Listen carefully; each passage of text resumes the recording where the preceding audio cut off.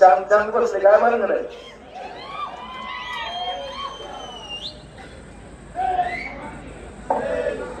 जय भवानी, जय भवानी, जय जय Shriram. Doctor Babasaheb आंबेडकरांचा आज या ठिकाणी उपस्थित फक्त आता माझी विनंती की कुणी सुद्धा एक फटाके उडू नका एवढीच विनंती करतो तिकडे आता भाषणामध्ये. आज या ठिकाणी सुरुवातीलाच आताच अरुण भाऊनी मला फोटो दाखवला. काय या आईची सवय काय जपणार, या आई वाकडी शब्दाची कुत्रीची वाकड्या शब्दी जाईल. आयला मी ग बसतोय विकासाच्या नादी लागलोय. या आणखी माझा जुना राजारावच खवळायची तयारी काही होती. मी जर पहिल्यासारखं आणखी आगाऊपणा करायला लागलो तर तुम्हाला धरणी माझी जागा देईल का? एक तर पहिलं कोणाचा आधार नव्हता तर मी तुमच्या बापाला कधी जमून गेलेला लागलो. आता तर मी कोण आहे का आहे ती तुम्हाला पण माहित आहे. पण आता म्हणून सुद्धा थोडी होईल नका नादी लागू, शांत बसा. काय एवढी मोठी गर्दी आहे, तुमच्या कुठल्या वर्ण बंधूला आणायचं असलं तरी आणानी गर्दी बघा जरा. फोटो टाकतात बघा सध्याच्या अगोदर 7 वाजता पुढच्या टाकलेल्या असते ना ये बाबा कोणी फोटो टाकलाय का नाही तुझ्या पंजोबाला पण वर्ण गीत घेऊन येईल, तू पण बघितलं गर्दी. तुझ्या 70 पिढीच्या मातीपेक्षा 10 पट गर्दी ही इकडं. आता तुम्हाला 3 भाषा कळली जा. आज एक ठिकाणी माझी मीडियाला सुद्धा विनंती, आज मला सगळीजण माफ करा, आज बॅटिंग लय मोठी काय झालं माहिती का? तुम्ही पण इतक्या अडचणी झालाय, तुमचं पण रक्त सरसरा नाही झालं. काय झालं नुसतं आपली भाषणामध्ये जरा वेगळीच व्हायला लागली. कारण आपण या ठिकाणी बाबा फटाकडे उडू नको हात जोडतो.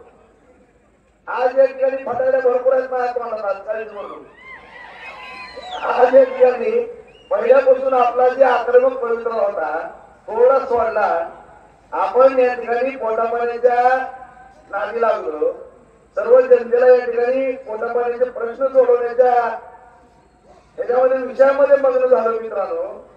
आणि ह्याचा गैरफायदा घेऊन त्याला कोण कुत्र विचारत नाही ती सुद्धा नाटके करायला लागली. आता आज या ठिकाणी उपस्थित आजच्या सभेचे अध्यक्ष आमचे आदरणीय नानांचे सहकारी आभार, व्यासपीठावरती उपस्थित दादा निरंजन मालक, अरुण भाऊ, रमेश बारशीचे प्रतिनिधी म्हणून सगळ्यांचे आमचे माजी नगराध्यक्ष अण्णा, सर्व वयाचे प्रतिनिधी म्हणून आता 3 नेते आणि आमचे जमाल माजी सभापती पुरवठे दादा, उपस्थित सर्व केसके पाटील, सर्व व्यासपीठावरील नेते मंडळी मित्रांनो. आता पुढे माफ करा जरा, आदरणीय माझे पूर्ववर्य सर, समोर बसलेली सर्व वडीलधारी मंडळी, तरुण मित्र बांधवांनो आणि त्यांच्या विजयाकरता आपण या ठिकाणी उपस्थित झालेले अशा आपल्या सर्वांच्या भगिनी आदरणीय अर्चनाताई पाटील, उपस्थित सर्व पत्रकार बांधव. आज या ठिकाणी मित्रांनो माझ्या अगोदर ही सगळ्यांनी भाषण या ठिकाणी केली, तावडे सरांनी केली, दादांनी, निरंजन मालकांनी, केशवबापूंनी, आदरणीय ताईंनी तर आपल्या प्रत्येक वक्तव्यामध्ये विकासाच्या बाबतीमध्ये, मोदी साहेबांच्या बाबतीमध्ये या ठिकाणी सांगितलं मित्रांनो.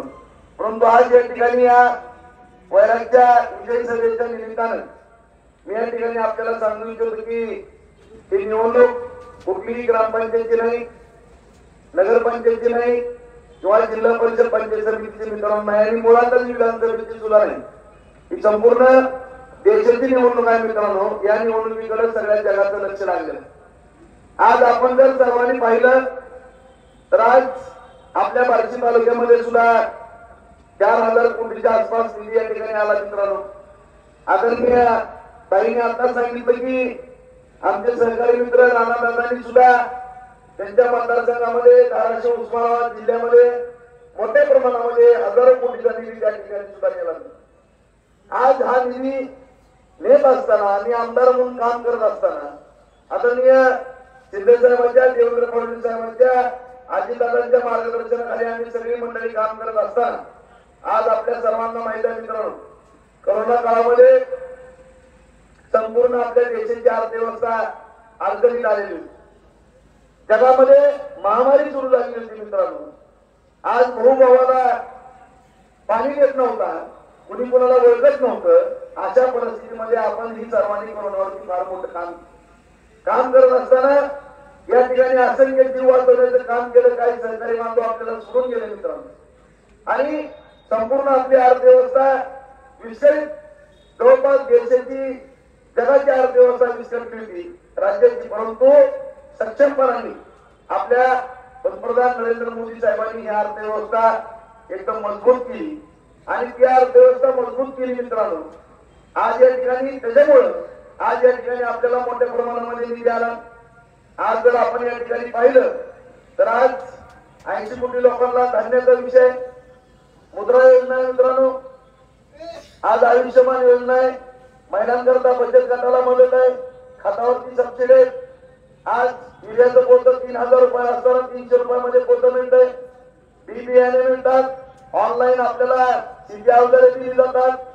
आज या ठिकाणी नॅशनल हायवेची कामं मोठ्या प्रमाणामध्ये केलेली आहेत, रेल्वेची कामं मोठ्या प्रमाणामध्ये केलेली आहेत, नवीन रेल्वे स्टेशन केले आहेत, वंदे भारत सारख्या जवळपास 50हून अधिक गाड्या देशाला समर्पित केले.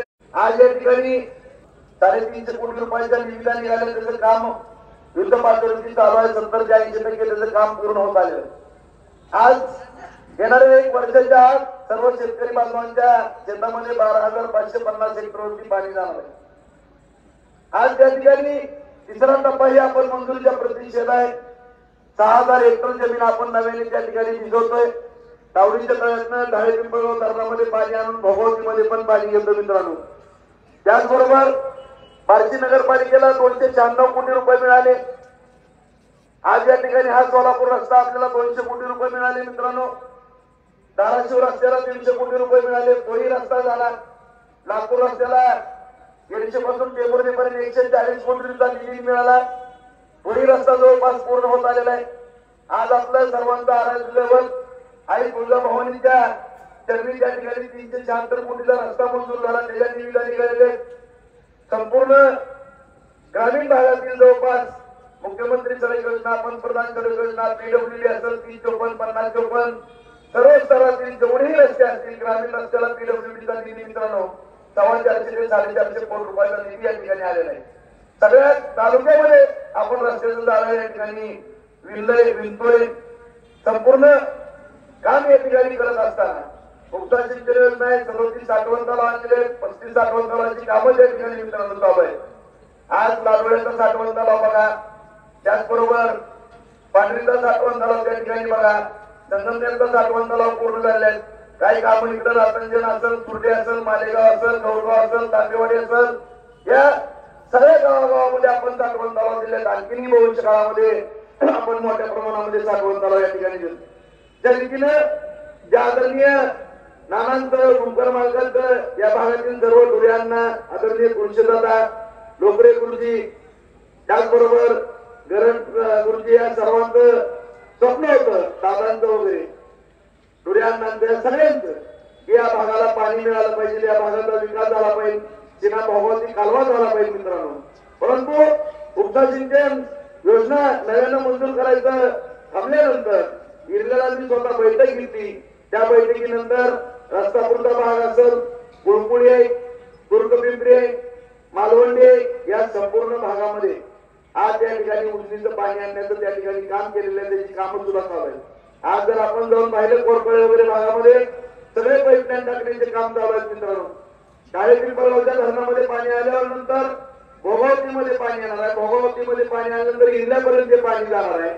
त्याचबरोबर उंडेगाव वगैरे सगळा परिसर हा वैरागचा सगळा पूर्ण मॉडर्न असलेला भाग त्या ठिकाणी बागायती क्षेत्र त्या ठिकाणी होणार आणि ते बागायती क्षेत्र या ठिकाणी झाल्यानंतर मित्रांनो आज इंग्रजचा कारखाना थोडा अडचणीमध्ये आला होता. त्या कारखान्याला सुद्धा माननीय फडणवीस साहेबांनी मदत केली. त्या ठिकाणी हर्षवर्धन भाऊचा कारखाना अत्यंत चांगल्या पद्धतीने चालतो मित्रांनो. आज आर्यन शुगर सुद्धा बंद पडलेला होता. आपल्या विरोधकाचा कारखाना तो होता. डीसीसीचा कार्यक्रम करून त्यांनी कारखाना काढला. डीसीसी बँक अडचणीत आणली, परंतु आपल्या तालुक्यातलं युनिट बंद पडता कामा नये. शेतकऱ्याचे पैसे त्या ठिकाणी बुडवले गेलेले होते, ते सुद्धा पैसे आपण वसूल करण्याच्या अटीवरती त्यांना सहकार्य करण्याची या ठिकाणी शब्द दिला. त्यांनी तो कारखाना घेतला. डीसीसी बँकेतनं माननीय फडणवीस साहेबांच्या माध्यमातून प्रशासक त्या ठिकाणी, ते प्रशासक आपल्या माध्यमातून काम करत असताना आपण त्या ठिकाणी 15 कोटी रुपये त्यांना उपलब्ध करून दिले. शेतकऱ्याची देणीही दिली. आता नव्यानं आपण 60 कोटी रुपये त्या ठिकाणी फडणवीस साहेबांच्या माध्यमातून त्यांना देऊ केलेले मित्रांनो. आज तर ते उमेदवार पवार साहेबांचे, तरी सुद्धा आपण या ठिकाणी कारखान्याच्या बाबतीमध्ये कुठलं राजकारण पाहिलं नाही. दिलीप गांधी ह्या वैरागचे पुत्र आहेत, त्यांना सुद्धा आपण सोयाबीनचा प्लॅन करायला लावला. आज अशा रीतीनं बार्शीला सुद्धा MIDC मंजूर झालेले आहे मित्रांनो. त्या ठिकाणी सुद्धा कारखानदारी चालू आहे. आज आता ताईंनी सांगितलं जवळपास 1,000हून एकर अधिक जमिनीमध्ये कोरबावला धाराशिव, उस्मानाबाद आणि आपली बार्शीच्या बॉर्डरवरती MIDC मंजूर केली दादांनी. त्या ठिकाणी सुद्धा टेक्सटाईल पार्क या ठिकाणी एक माननीय पंतप्रधान नरेंद्र मोदी साहेबांच्या मार्गदर्शनाखाली दादा त्या ठिकाणी टेक्सटाईल पार्कच्या प्रयत्नामध्ये त्या ठिकाणी सुद्धा 10,000 तरुणांना त्या ठिकाणी रोजगार मिळणार आहे. अशा रीतीनं एका बाजूला पाणी असेल, तरुणांना काम मिळण्याचा विषय असेल, रोजगार मिळण्याचा विषय असेल, पोटा पाण्याचा विषय असेल, दळणवळणाची साधनं निर्माण करण्याचा विषय असेल मित्रांनो, आणि हा विषय आपण घेऊन एका बाजूला काम करतोय, दुसऱ्या बाजूला टिंगल टवाळी या ठिकाणी केली जाते. आज आपण मगाशी म्हणलं कधी, कारण या ठिकाणी काम करत असताना मी दादांनी आता सांगितलं भाषणाने ताई मदत करतो म्हणणार या ठिकाणी. आज मित्रांनो निश्चितपणे मी वैरागमधील माझ्या सर्व जनता जनार्दनांना, मतदार बंधू भगिनींना, माझ्या सर्व पदाधिकाऱ्यांना, सरपंच, चेअरमन, सदस्य, ग्रामपंचायत सदस्य, गावगावचे प्रमुख पदाधिकारी किंवा जनता जनार्दन या ठिकाणी उपस्थित आहे मित्रांनो. या शहरातले सुद्धा सगळे व्यापारी या ठिकाणी ऐकतात. आज संतानात कारखाना चालू होता मित्रांनो, ही बाजारपेठ खुललेली होती. आज या ठिकाणी प्रचंड मोठं अर्थकारण या ठिकाणी वैरागमध्ये होत होतं, परंतु पुराच्या पांढऱ्या पायानं हा कारखाना बंद पडला. त्या गोष्टी सुद्धा या ठिकाणी आठवणीत आणणं गरजेचं. आणि तो कारखाना जर चालू करायचा असेल तर या ठिकाणी माझी नम्रतेची विनंती आहे की आज आपण अर्चना ताईला या भागातून कमीत कमी 20 ते 25,000 मतं देखील येणं गरजेचं, जेणेकरून तुमच्या लोकप्रतिनिधीला त्या ठिकाणी ताटमानेनं जाऊन त्या ठिकाणी या तालुक्याचा प्रश्न मांडता यावा. त्या दृष्टिकोनातून आपल्याला या ठिकाणी मतं देखील येणं गरजेचं. आज जर मित्रांनो थोडंफार मतं देखील कमी मिळालं आणि कुठल्या तोंडाने त्या ठिकाणी जाणार आहे तुम्ही सांगा, तुम्ही सांगा. या ठिकाणी आज शबासची थाप कधी मिळते, कुणी असू द्या की चांगलं काम केलं नाही. आज आपल्याला चांगलं काम करावं लागणार आहे. या ठिकाणी 4 दिवस राहिलेले, 4, 5, 6, 7 तारीख, 7 तारखेच्या 5 वाजेपर्यंत मित्रांनो जसा युद्धाचा पवित्र आपण देतो तसा पवित्र घ्यायचा ही माझी तुम्हाला सगळ्याला विनंती आहे. अजिबात कुणी सुद्धा ढिल्लं पडायचं नाही. प्रत्येक कार्यकर्त्यांनी जीवाचं रान करून पाठपोळी मत आणून या ठिकाणी ही निवडणूक आपण गांभीर्याने घ्यायची. कारण ही निवडणूक आपल्या सर्वांच्या भवितव्याची निवडणूक आहे मित्रांनो, ही साधी सुधी निवडणूक नाही. गेले 25-30 वर्ष झालं आपल्या या तालुक्याची वाया गेलेले. 25-30 वर्ष झालं या ठिकाणी आपल्या जुन्या जाणत्या माणसाला या ठिकाणी अडचणीत आणण्याचा प्रयत्न केलेला आहे. गावोगावी भांडणं लावणं, कुठलाही उद्योग नाही, धंदा नाही, विकास नाही, गावात निधी नाही, गावातले रस्ते नाहीत, पाणी पुरवठा योजना नाहीत, कुठल्याही योजना या ठिकाणी या वैराग भागामध्ये तर नव्हत्या. वैरागला तर त्यांनी शत्रू मांडलं होतं काय की मला काय माहित नाही. फक्त ते निरंजन मालक त्यांच्यात आधार काय नाही, पण तुमच्या सगळ्या पार्टीला फक्त जेवायला येत असेल बघा, कधी निधी द्यायला आले नाही. परंतु तुम्ही सुद्धा राष्ट्रवादीतनं निवडणूक लढवली मालक, सगळ्या वैरागकारांना माहित आहे. दादा आम्ही एका बाजूला निवडणूक लढवत होतो, मालक एका बाजूला निवडणूक लढवत होतो. एवढी हातीची निवडणूक त्या ठिकाणी झाली. परंतु निवडणूक झाल्यानंतर 12 कोटी रुपयाचा निधी या नगर परिषदेला या ठिकाणी दिला. मित्रांनो राजकारण माझ्यासारख्या कार्यकर्त्याने आणलं आणि आणणार पण गरज पण नाही. मी मागं पण सांगितलं की मतदान झालं की तुम्ही विसरून जावा, दुसऱ्या दिवशी आपल्या विकासाला त्या ठिकाणी लागा. ग्रामपंचायतीमध्ये सुद्धा कुठलं एक गाव सोडलेलं नाही ज्या गावाला 2 कोटीपासून 15 कोटीपर्यंत निधी दिला नाही. प्रत्येक गावामध्ये आपण निधी देतो, तेवढा आपला लाभ केला जातो. आपल्या पंतप्रधानांनी तेवढी आपली आर्थिक व्यवस्था, आर्थिक स्थिती मजबूत ठेवलेली आहे. त्यांच्या मार्गदर्शनाखाली एकनाथ शिंदे साहेब आणि फडणवीस साहेब तर आपल्याला बेरोजगारी कमवून जाईल मित्रांनो, कधीच त्यांनी आपल्याला अडवलेलं नाही. त्याबरोबर आता अजितदादा आहेत आपल्याला.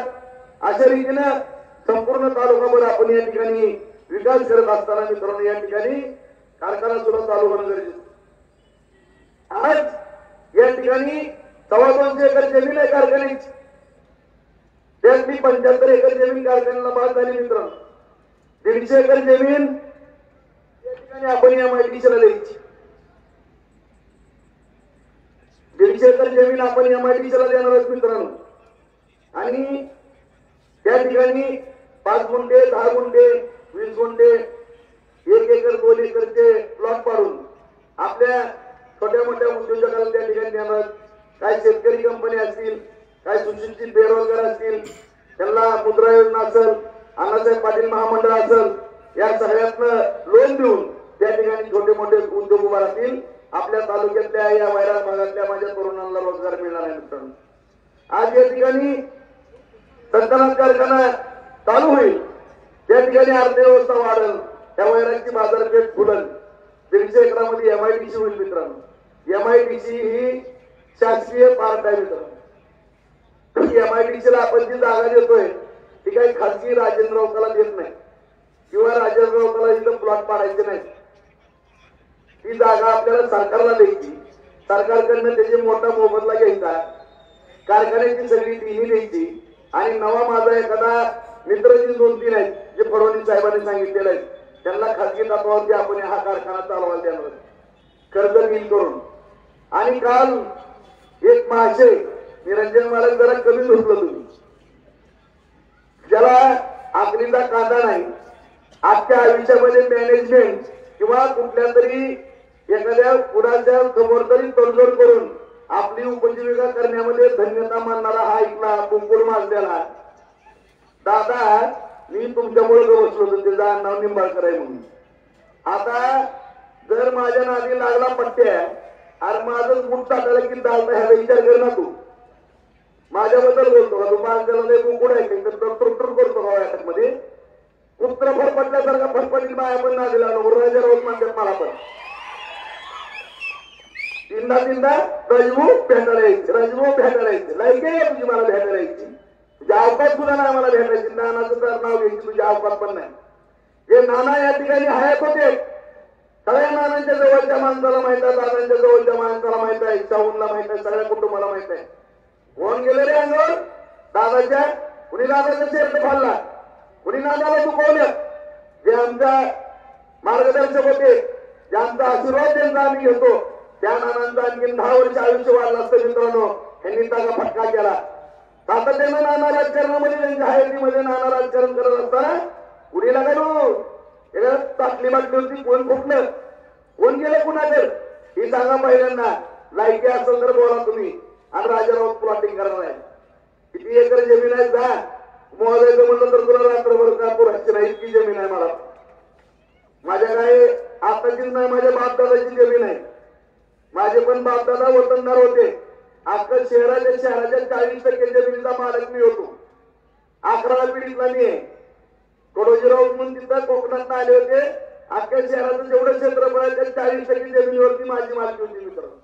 हे कुटुंब झाली, तिकडे जमीन गेल्या. आम्ही तर काय उपरे बिपरे नाही. त्यामुळे ती जमिनीचं जागेचं मला कौतुक सांगू नका.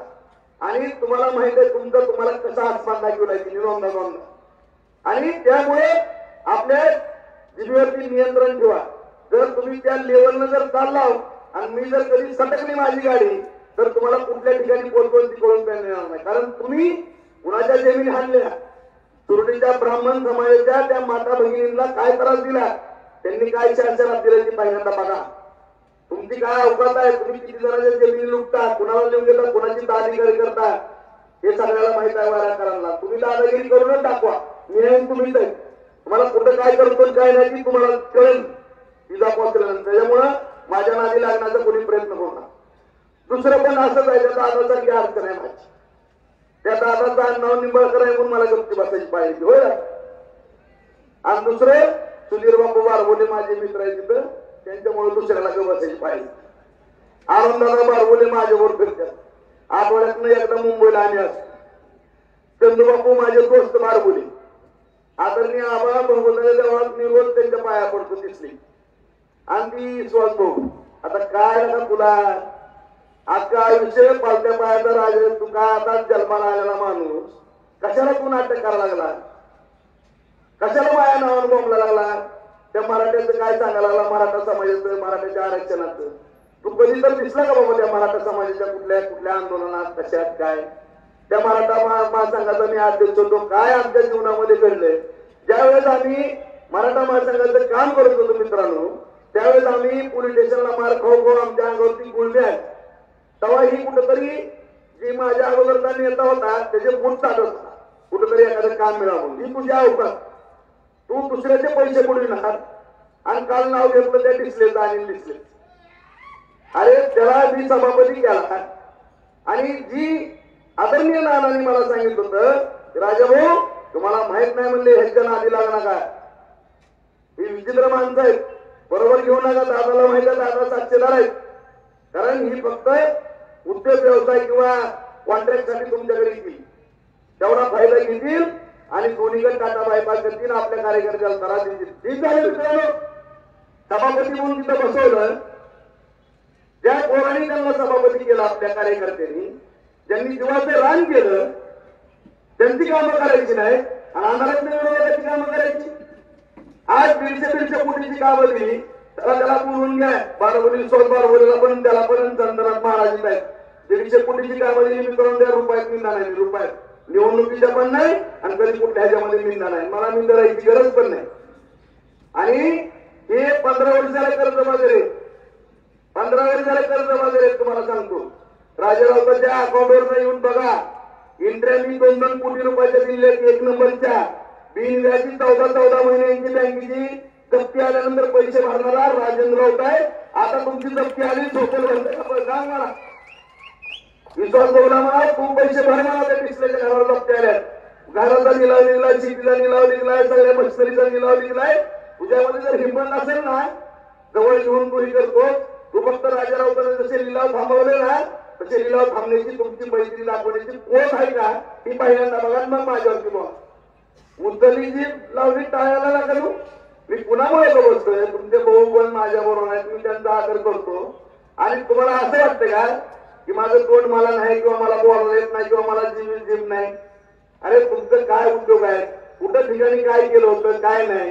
जर एक कुठाने काढले ना, ठरणी जागा द्यायची ना, ठरणी काय लायकीचे तर काय नाही. एक जर कार्यक्रम तुम्ही स्वतःहून अडचणी देता. तुमचं कोण कसं वाटतंय सकाळपासून संध्याकाळपर्यंत, कोण कुठल्या नाहीनाच्या ठिकाणी जाते, कोण मोठा उदळतंय कुठं ते बघा ना. अरे तुम्ही असं जर उदळवासा करायला लागला मिळालेल्या पैशातनं, तर तुमच्या नशिबाला दरिद्रीच येणार आहे. त्यामुळे दुसऱ्याला काय बोलायचं कारण आहे. त्यामुळे या ठिकाणी आम्ही सातत्याला पाठीमागं पण मी सांगितलं की माझ्या नादी लागलो ना, मी हात जोडून सांगतो. या ठिकाणी बऱ्याच दिवसातून या ठिकाणी आम्ही सत्तेमध्ये आलेलो आहे. या ठिकाणी आम्हाला जुना त्यातला भरून काढायचा आहे, आम्हाला फार मोठा विकास करायचा आहे. आम्हाला कुणावरती टीका करायची नाही, टिप्पणी करायची नाही. एवढं माझं झोपलं 36 आकडा असताना सुद्धा मी त्याचे नाव घेतलं नाही, कधी त्यांच्यावर टीका केली नाही. पण ही 2 दिवसात पुढील दिवसात नवीनच नाटक करायला. तुम्ही आता बोला, तुम्हाला सांगतो कसं असेल कसं नाही. तुमचं काय काय करायचं काय काय नाही ते बघू. करू द्या आमचा आम्हाला धंदा पाणी विकास. या ठिकाणी सगळ्या लोकांना चांगलं जीवन जगू द्या, कारखाने उभारू द्या, पाणी आणू द्या आणि ह्या विषयामध्ये आमचं लक्ष लावू द्या. तिसरीकडे लक्ष आमचं घालण्याचा प्रयत्न करायला तर लय मागे पडेल मित्रांनो. कुठं कुठं अडकला, काय काय केलंय काय माहित आहे का तुम्हाला. आज तुम्हाला या ठिकाणी सांगतो, माझ्या जर ही नादी लागली, माझ्या विरोधात तो पण सुद्धा अँटी करप्शनची इन्क्वायरी करू मित्रांनो. असं जर जेलमध्ये जाईल ना, 2-3 वर्ष बाहेर निघणार नाही, एवढं गावा नाही. हे दिसले ना, 1 एकर जमीन राहायची नाही तुम्हाला सांगतो, एवढं कबाड आहे माझं. 1 एकर जमीन राहणार नाही. आणखीन एक संस्था बघितलं नाटक करतंय, गेलोय मुंबईला निघून. नाटक जर केलं ना, सगळ्या संस्थांची प्रशासक निघेल. माझं नाव राजाभाऊ राऊत आहे. एकदम नाटक करत होतं ना वाय वाय वाय, काय सुद्धा राहिलं नाही बघा. एका उतार्यावर बोजा चढायचा राहिला असं जागा शिल्लक नाही. सगळ्या सरकारी जमा केल्या प्रॉपर्टी. त्यामुळे माझ्या वाटत जाण्याचा प्रयत्न करू नका. विश्वास बारबोलेचं पण कानावर जोकर गेले. 90 एकर जमीन घालवली होती मी राजन मिलची. परत अरुणदादा माझ्या डिग्री वर्ष म्हणून ती जमीन परत वाचली तुम्हाला सांगतो. आणि आता वाटत जा कधी माझ्या कंटाळ्यात घेऊ बाळा, मग मी तुला सांगतो कसं आहे. त्यामुळे या ठिकाणी विचार करून आले लागला. आणि तुम्ही सापडा कधी कुणी पण मला सांगू ह्याला वाचवा म्हणून, मी वाचवणार नाही तुम्हाला सांगतो. म्हणजे राजकारणामध्ये काय परिणाम होईल ते मला माहित नाही, परंतु मला जर कुणी खवळलं तर मी कसलंही चित्र प्राणी याची बघा. त्यामुळे या ठिकाणी निवडणूक राहिली लोकसभेची वेगळी, निवडणूक देशाची. देश हिताचे प्रश्न नरेंद्र मोदी साहेबांना पंतप्रधान करायचे, देशाचं हित बघायचंय. आज संपूर्ण जग याकडे बघतोय आणि ही चाललेली गल्ली बोळामध्ये. आज या ठिकाणी मित्रांनो तुम्ही साधं उदाहरण घ्या. ज्या बांधला मार्गाचा ही तर काय तामीम पाण्यावर, त्याला तर काय विकासाचं काय घेणं देणं नाही. त्या तालुक्यामध्ये 1 कोटी रुपयाचा तर निधी दिला का मित्रांनो? दिला का सांगा बरं? कुणाच्या गावाला काय दिलं? आज कुठलाही निधी न देता या ठिकाणी आज या ठिकाणी दुसऱ्यावरती टीका करायची. खासदार दाखवा काय ही करा, आणि कुठं खासदार भेटला का, उमेदवार भेटला का? अरे तू इकडे कुत्री मारत बोंबलं फिरला, काय केलं आमच्या तालुक्यामध्ये? त्याचं पहिल्यांदा उत्तर द्या ना तुम्ही. आज या तालुक्यामध्ये काय केलं मित्रांनी? आज फक्त तरुण पोरांना फोन करणे, फक्त भडकवणे. आज जे आपल्या अस्मिता रामाबद्दल वेळाकडे बोलणे, हनुमानाबद्दल वेळाकडे बोलणे, नरेंद्र मोदी साहेबांबद्दल वेळाकडे बोलणे, लय मोठा लागून गेला काय? कुठला लय मोठा लागून गेला? तू पण बाळा, तुला कुणी निवडून आलं गेलं? कुणाच्या जीवावर निवडून आला, कुणाच्या सत्तेवर निवडून आला? आणि या ठिकाणी उद्दलीची लावली काय आला? तुम्ही विकास काय केला, निधी काय आणला, गावावरचे रस्ते केले का? त्या सगळ्या या ठिकाणी गोष्टी बोलायच्या सोडून तिसरे करत नाही करते. परत विषय काढला जातो मराठा आरक्षणाचा. आज मित्रांनो पाठीमागं पण मी सांगितलं, आज छत्रपती शिवरायांचे आपण मावळे. आज सर्व जाती धर्माला बरोबर घेऊन आपल्याला काम करायचं मित्र. आज या ठिकाणी मी मराठा महासंघामध्ये काम करतो. आपल्या सगळ्याला माहिती आहे अध्यक्ष तो मराठा महासंघाचा. वयाच्या 16 वर्षी शाखा काढल्या. मी मगा सांगितलं की मार खाल्ला मरणाचा, त्यावेळेस कुठं होती सगळीच. आणि आता कोण गाडी फिरून देते जरंगे पाटील साहेबांची. आणि या ठिकाणी मराठा समाजाच्या तरुणामध्ये दूषित वातावरण करण्याचा प्रयत्न या ठिकाणी केला जातो. परंतु आज मी आवर्जून माझ्या मराठा समाज बांधवाला पण सांगू इच्छितो मित्रांनो की जे आरक्षणाचा विषय आज अण्णासाहेब पाटील 82 साली आरक्षण मागितलं. त्यांनी सांगितलं की जर आरक्षण नाही मिळालं तर मी माझ्या जीवाचं बरं वाईट काहीतरी करून टाकेल. आत्महत्या केली. अण्णासाहेब पाटलांचा जीव गमावा लागला मित्रांनो. त्या सरकारमध्ये ही मोठी मोठी लोक होती, मंत्री संत्री अमुक तमुक. काय केले? परंतु आज आमच्या जरंगे पाटलांच्या जीवाला कुठलाही धक्का न लागता या ठिकाणी ज्यावेळेस जेव्हा क्वेश्चनला बसले त्यावेळेस 1870 पासूनच्या नोंदी होत्या. त्या नोंदी कुठल्याही शासनाला ओळखल्या नाहीत. परंतु माननीय मुख्यमंत्री एकनाथ शिंदे साहेब, फडणवीस साहेब आणि अजितदादा या ठिकाणी हुडकण्याचे आदेश कलेक्टरला दिले मित्रांनो. ते सापडल्या. गावोगावी सगळेजण बघा, सगळ्या कुणबीच्या नोंदी सापडू लागल्या, सगळ्याला आरक्षण मिळायला लागले. आज जरंगे पाटलांबरोबर कोण भेटलं नाही? आम्ही पण भेटलो, आम्ही पण बसलो. आज या ठिकाणी तुम्हाला आवर्जून सांगू इच्छितो की या भागामध्ये तर एक वेगळंच वातावरण निर्माण केलं. जणू का आम्ही कुठनं पाकिस्तानामधनं झालो. आणि आम्ही पण खावे छत्रपती, आम्ही पण बावळे. आज या ठिकाणी दादांचा सुद्धा व्हिडिओ बघा या ठिकाणी मित्रांनो. आज राणादादा सुद्धा या ठिकाणी भेटलेले. माझ्याजवळ व्हिडिओ आहे सगळा. मला दुपारी सगळं लाईव्ह झालेलं दादांचं पण की दादा सुद्धा जरंगे पाटलांना भेटले आणि त्या ठिकाणी जरंगे पाटलांचा सत्कार केला. आणि सातत्याने सगळ्याच लोकांनी आज दादा असतील, मी असेल किंवा आम्ही सगळे आमदार असतील सातत्याने या ठिकाणी त्यांच्या बाबा ज्या मागणी त्यांना भेटायला आले आणि सातत्यानं त्या गोष्टी करत असताना या ठिकाणी विनाकारण आपल्या मराठा समाज बांधवांना तरुण मित्रांना त्या ठिकाणी भडकवायचं आणि कुठेतरी आरक्षणाचा मुद्दा काढायचा. आरक्षणाच्या बाबतीमध्ये मित्रांनो प्रत्येक समाजाची या ठिकाणी जी मागणी असते ती मागणी पूर्ण.